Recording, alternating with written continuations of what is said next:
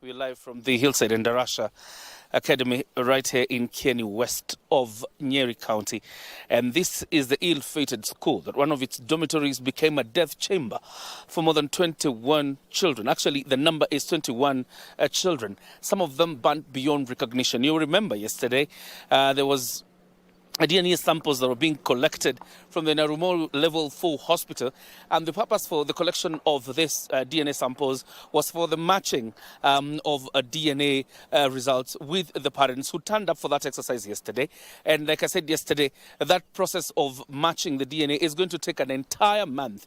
That is according to the information given to parents. It could be 1 month, it could be a period longer than that, but that's the period they were given. That 1 month is what is going to take for them to get the DNA samples. What is happening today at the Narumoru Level 4 hospital is actually what you call the sorting of the samples so that they are taken to a forensic lab. Well, that is what is going to be happening today, the sorting of samples. The post-mortem exercise for identifiable bodies is going to happen tomorrow, and that exercise will be led by Dr. Johansen Odur, the government pathologist. That is going to happen tomorrow. But we made our way here to the Hillside Academy so, we can witness firsthand. First of all, the DCI is yet to piece together evidence on what really transpired here that led to the dormitory becoming a death chamber for small children between grade 4 to 8.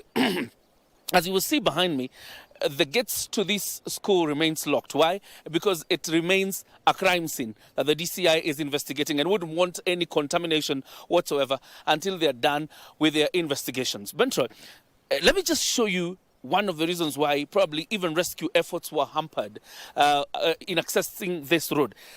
Look at this road where we are standing right now. This is a rough road that leads to this school. I can confirm to you that from where we left Tarmac to access this school, you'll have to do 12 kilometers of rough road.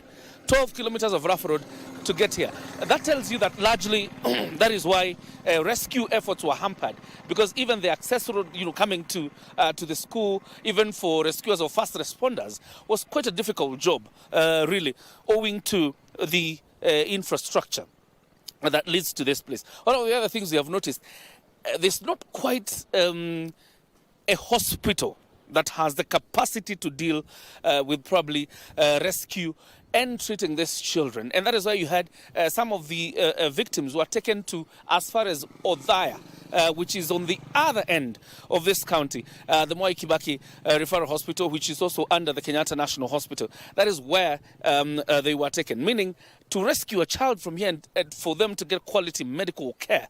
This is what they had to deal with throughout this period. Now, Bentroy, one of the things that the government has to contend with again moving forward is the yarn for reopening of this school. Because like the governor for Nyeri County, Mutahi Kahiga, said yesterday, the school will be reopened because there are grade 6 students who are supposed to sit their KBC. But the big question is, with all that emotional trauma, how will it be possible to reopen the school? And that's the big question. And asking Governor Mutahi Kahiga, he said, it's a decision that must be made, and they are well aware, and they're well seized of the emotional challenge that will encounter or will be facing these children, because they saw their peers die, they saw their dormitory burn. It's a big emotional baggage on them, but the school must be reopened for this case. The big question remains, will it be a phased reopening of a school, so much so that you bring back then grade 6 students to sit the KBC exam, or will it just bring them all back and then figure out how again to help these children settle through what you would say counseling and engaging professionals to deal with this situation. But this is how it is. You remember for the last 2 or 3 days there was quite a number of parents really here who used to mill around the school, one very unsure whether their child had been affected or not. But the situation is different around here, because now it's a crime scene.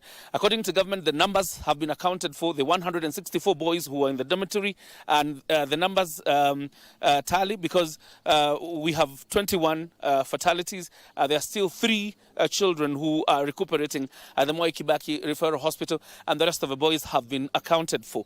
So that is why you're not seeing a huge number of parents like you witnessed on Friday, Saturday, and Sunday. But of course, we'll be speaking to some of the parents who had their children here, and we'll be speaking actually to one of them later, and we will be informing our viewers in our subsequent bulletins. One of the parents who has actually been affected, but we also spoke to one of them yesterday, who was telling us about the process under which they were being subjected to in terms of DNA testing, that it was actually swabs that was being done, and particularly the preference was on the mother, because DNA tends to lie much on the side of the mother. That's why the swabs were being done on the mother, and then after that, that was the end of the process.